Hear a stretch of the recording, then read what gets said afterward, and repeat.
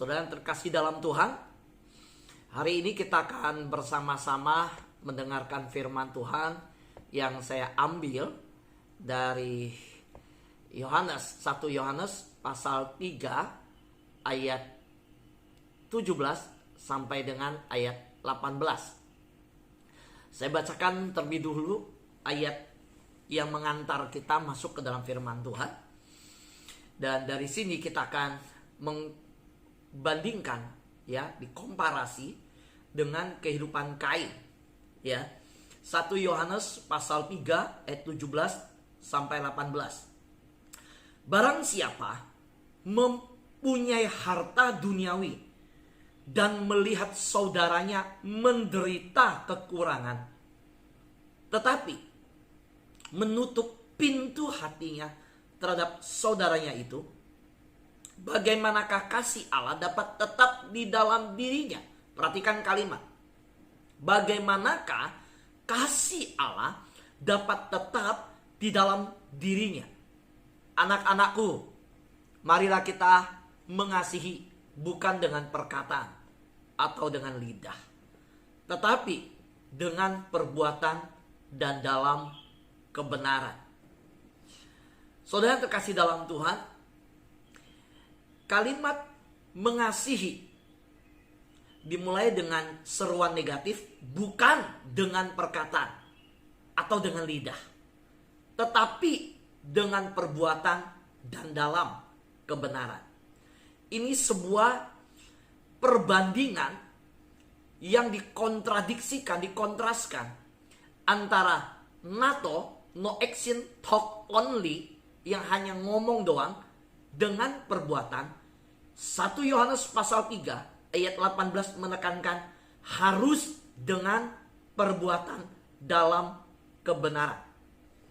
Saudara, apa maksud daripada Yohanes pasal 3 ayat 18 ini? Bahwa kasih harus dilahirkan dengan perbuatan dan dalam kebenaran. Yohanes satu suara dengan Yakobus, bahwa ketika kita mengaku dengan iman, dengan lidah berkata-kata, dengan perkataan nyaring, saya punya iman, perbuatanmu mana? Saudara, ini adalah anak kembar. Ini saudara kembar antara perbuatan dengan kasih. Tidak bisa dilepaskan. Sebaliknya kasih dan perbuatan itu sesuatu yang begitu lengket, begitu erat, dan tidak bisa dipisahkan. Dan inilah yang dikatakan oleh Yohanes, bahwa bukti kasih Allah ada dalam diri kita ketika kita menyatakan kasih itu. Nah, saudara, kita tahu bahwa pernyataan Yohanes dalam pertanyaan bagaimanakah kasih Allah dapat tetap di dalam diri kamu, anak-anakku. Kalau kamu lihat yang kekurangan, kamu melihat yang bukan hanya kekurangan, juga menderita kekurangan, tapi kamu menutup pintu hatimu. Saudara, ini satu hal yang sangat mengejutkan, bahwa bukti kasih Allah di dalam diri kita itu gak kelihatan sama orang. Yohanes berkata, kamu buktikan dong. Buktikan kepada mereka yang menderita kekurangan, sedangkan kamu punya harta duniawi, kamu biarkan yang menderita kekurangan itu sedemikian susahnya. Nah, saudara, mari kita kembali kepada asal sejarah persembahan. Saya mau membawa kita kembali ke titik itu. Kenapa? Karena 1 Yohanes pasal 3 sebelum ayat 17 dan 18 itu menampilkan kehidupan Kain di ayat 11 dan 12. Perhatikan, sebelum ayat 17 dan 18 kita dibawa melihat ayat 11 dan 12. Maka kita mau melihat di pasal yang sama ini yang mengungkapkan demikian. Sebab inilah berita yang telah kamu dengar dari mulanya, Saudara, sejak awal penciptaan dunia, maka kita tahu bahwa penyembahan Kain dan Habel adalah sebuah penyembahan yang paling kuno, paling awal. Nah, Yohanes berkata, sebab inilah berita yang kamu dengar dari mulanya, yaitu bahwa kita harus saling mengasihi, bukan seperti Kain. Ketika Yohanes berkata harus saling mengasihi, Yohanes mengkontraskan dengan satu pribadi, itu bukan seperti Kain. Saudara, Yohanes berkata Kain yang berasal dari si jahat dan yang membunuh adiknya. Dan apakah sebabnya ia membunuh adiknya? Sebab segala perbuatannya jahat dan perbuatan adiknya benar. Saudaraku yang terkasih, bahwa kita melihat berita tentang Kain dimunculkan oleh Yohanes dalam sebuah perikop tentang mengasihi.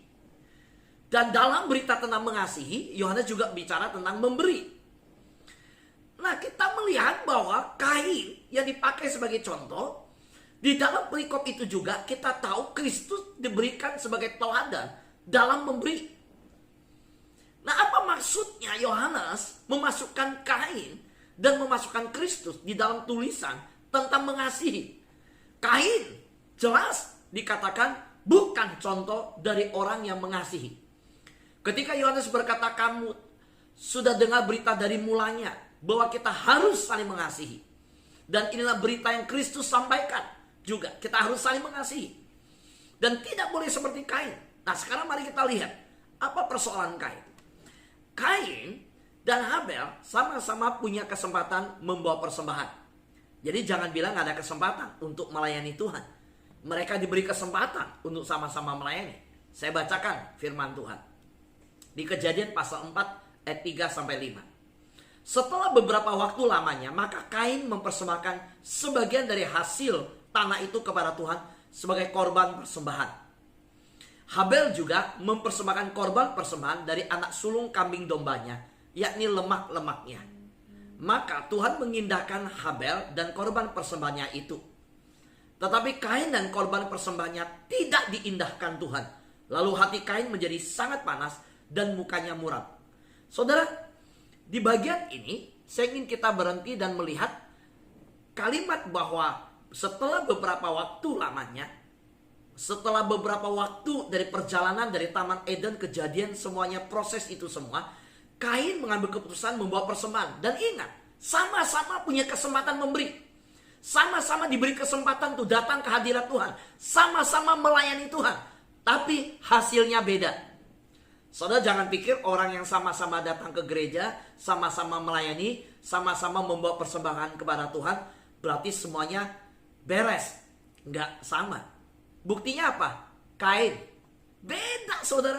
Enggak beres, saudara. Kita semua boleh sama datang kepada Tuhan. So, sekali lagi, saya mengagungkan Tuhan. Saya mau titik Tuhan ini menjadi satu titik yang kita pegang dulu.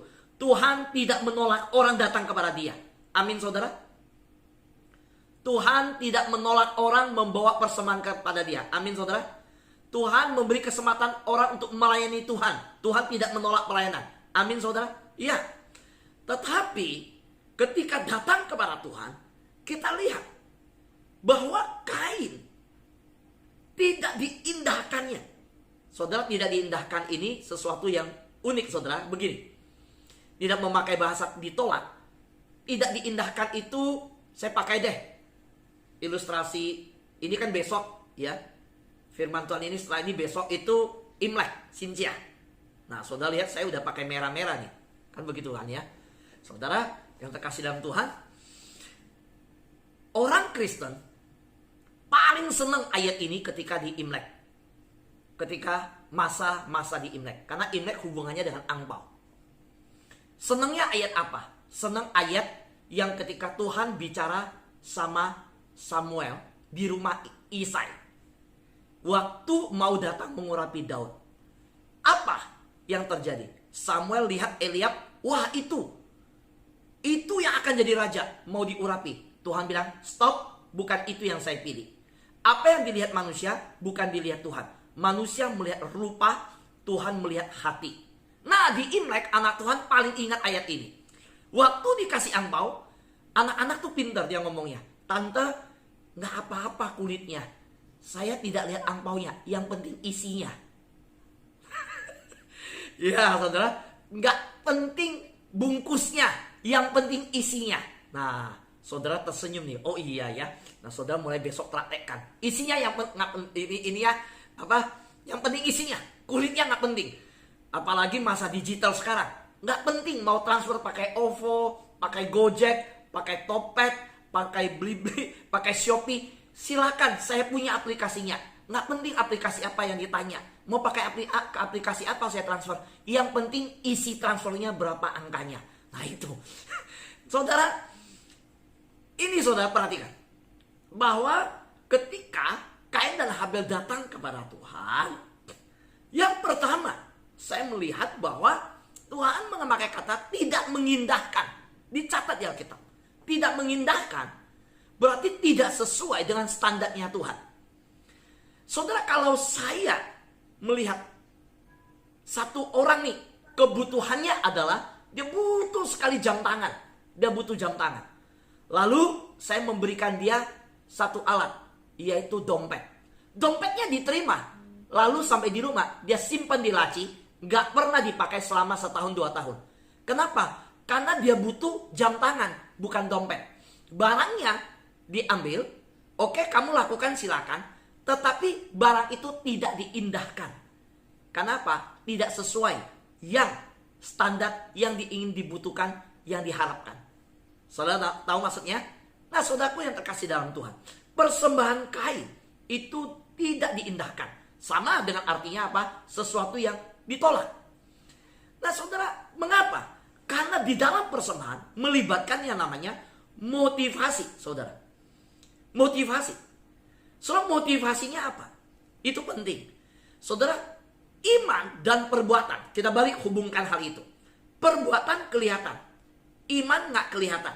Seperti sebuah pohon, bunganya bagus, akarnya tidak kelihatan. Tetapi akar itu menentukan bunga itu yang kelihatan. Rumah bangunan, fondasi itu menentukan seberapa tinggi bangunan yang mau dibangun.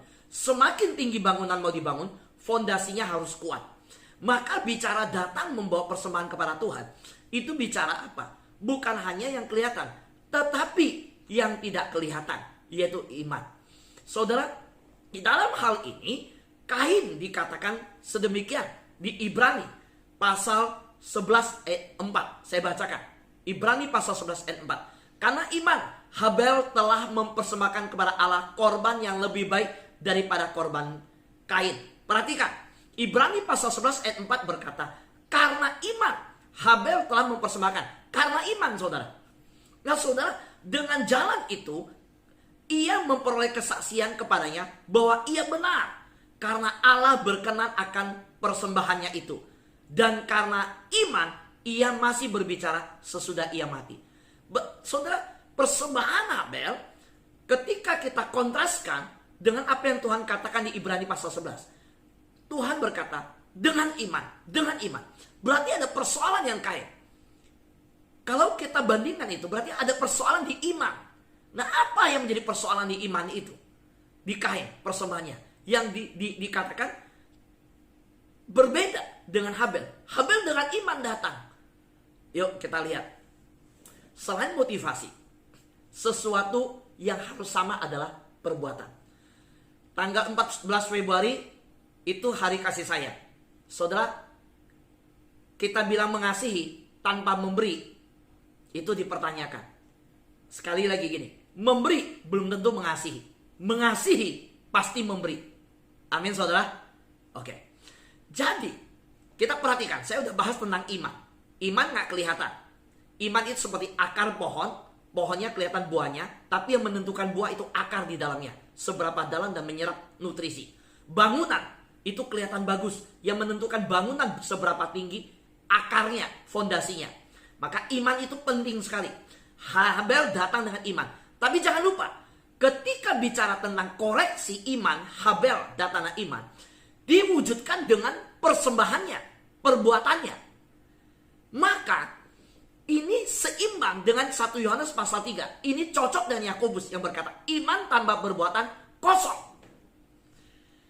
Nah saudara, dari sejak zaman persembahan di zaman kuno yang pertama kali Kain dan Habel, iman dan perbuatan itu seimbang. Gak bisa ngomong, saya punya iman, saya punya iman. Selesai. Saudara, Kain punya iman, tapi tidak berhenti di iman. Imannya bergerak membuat dia mempersembahkan apa? Perhatikan baik-baik, saya bacakan. Apa yang dipersembahkan? Saudara, lihat ya. Habel juga mempersembahkan korban. Kain persembahkan hasil tanah ya. Perhatikan, sebagai korban persembahan. Habel mempersembahkan korban persembahan dari anak sulung kambing dombanya, yakni lemak-lemaknya. Ada 2 kalimat yang tajam.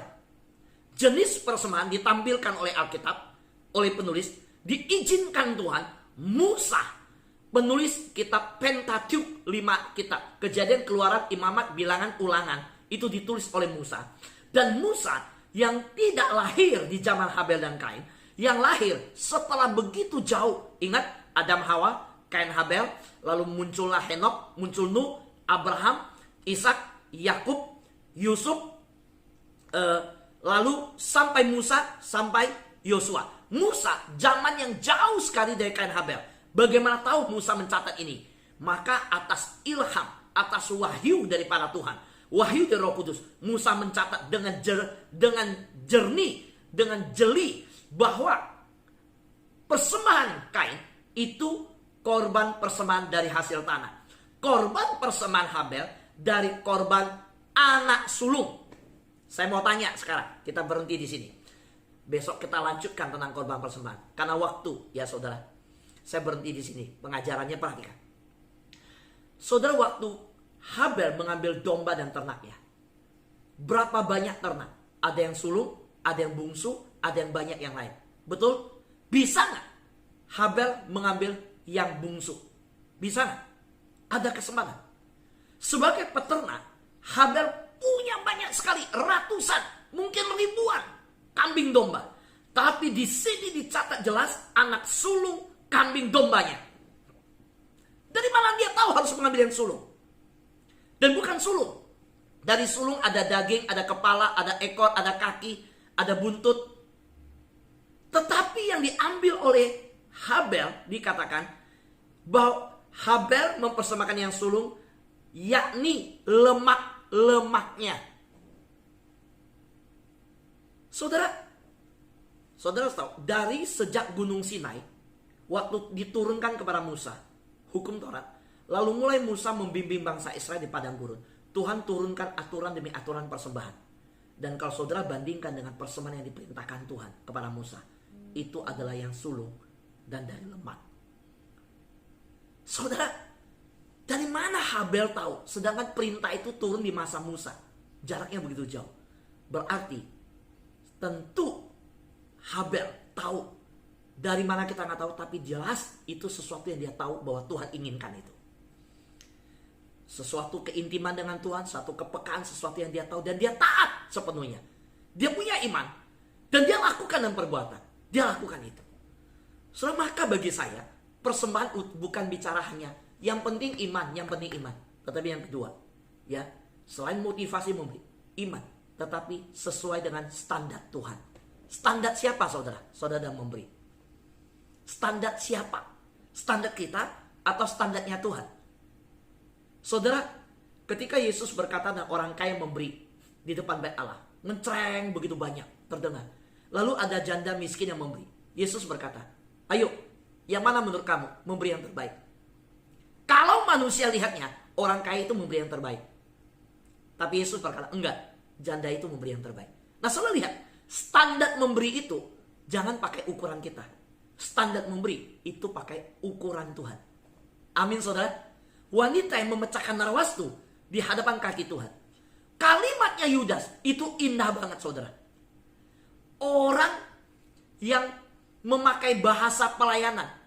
Guru, sayang sekali minyak yang mahal dipecahkan. Itu kalau dipakai untuk diakonia, untuk pelayanan orang miskin, itu luar biasa. Berapa banyak orang bisa ditolong daripada disia-siakan begitu. Tapi Yesus bilang apa? Enggak, dia memberi yang terbaik. Saudara, standar memberinya itu bukan sesuai kita, saudara. Standar memberi sesuai dengan Tuhan. Karena itu, ketika Yohanes berkata, jangan seperti Kain. Kain itu perbuatannya jahat.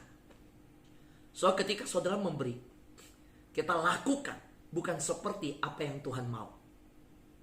Tuhan tidak berkenan. Kain punya kesempatan mempersembahkan, punya kesempatan menyembah, datang melayani Tuhan. Tapi pelayanannya dilihat oleh Tuhan, sebuah pelayanan yang Tuhan katakan itu jahat. So, maka hari ini kita koreksi diri kita.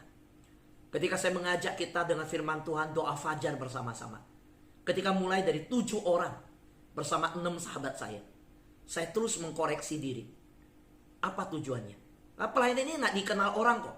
Bangun pagi-pagi doa bukan sebuah pelayanan yang populer kok. Sebuah ruang saat teduh tersembunyi. Tapi kita bukan cari populer. Kita bukan cari sesuatu yang untuk diri kita. Enggak. Saudara, saya berupaya setiap firman Tuhan disampaikan, direkam, diproduksi, diedit, dikerjakan. Tiap hari lakukan hal ini. Untuk apa, saudara? Supaya mengingatkan kita yang sudah mendengar firman Tuhan, mengulang lagi. Ketika saudara mencatat, saudara mengulang. Kenapa? Ini sebuah penghargaan untuk mama saya, yang saya memberikan teladan untuk hidup saya. Mama saya kalau ke gereja, sampai umur dia 70-an tahun, dia bawa buku, dia ambil bolpen, dia catat. Dan mama saya tidak lulus SD, saudara. Dia cuma bisa menulis dengan sederhana. Dia catat firman Tuhan. Dan setelah dia catat, besok hari Senin, hari Selasa, hari Rabu, dia buka lagi, dia baca lagi. Minggu kemarin pendeta khotbah apa. So, maka ketika saya renungkan itu, sekarang dengan zaman medsos, zaman internet digital, zaman yang begitu canggih, firman Tuhan setelah disampaikan hilang dengan sia-sia. Saya rekam, saya lakukan. Siapa yang minta saya lakukan? Gak ada. Siapa yang minta dan mengharuskan saya melakukan ini? Tidak ada. Saya melakukannya dengan satu kerinduan. Saya dalam doa, peka, tanya sama Tuhan sungguh-sungguh. Apa yang harus dilakukan setelah doa fajar? Dikerjakanlah sebuah renungan, disampaikan di YouTube, dibagikan. Karena saya rindu memberi yang terbaik untuk Tuhan. Bukan dari standar saya, tapi dari standar yang Tuhan mau. Pertanyaan saya, sudahkah kita melakukan yang terbaik? Sudahkah hari-hari ini kita memberi yang terbaik dari hidup kita? Biarlah di bulan ini, di hari-hari ini, kita belajar memberi yang terbaik sesuai yang Tuhan rindu. Itu bisa waktu kita. Bisa waktu kita. Waktu yang terbaik ketika bangun pagi, menghadap Tuhan, cari Tuhan. Itu bisa tenaga kita, bisa harta kita. Itu bisa juga korban perasaan di dalam sebuah pelayanan. Dalam pelayanan, korban waktu, korban uang, korban perasaan, korban tenaga. Dan saudara, mari kita memberi sesuai dengan standar Tuhan. Iman yang dilahirkan di dalam perbuatan. Tuhan berkati. Amin.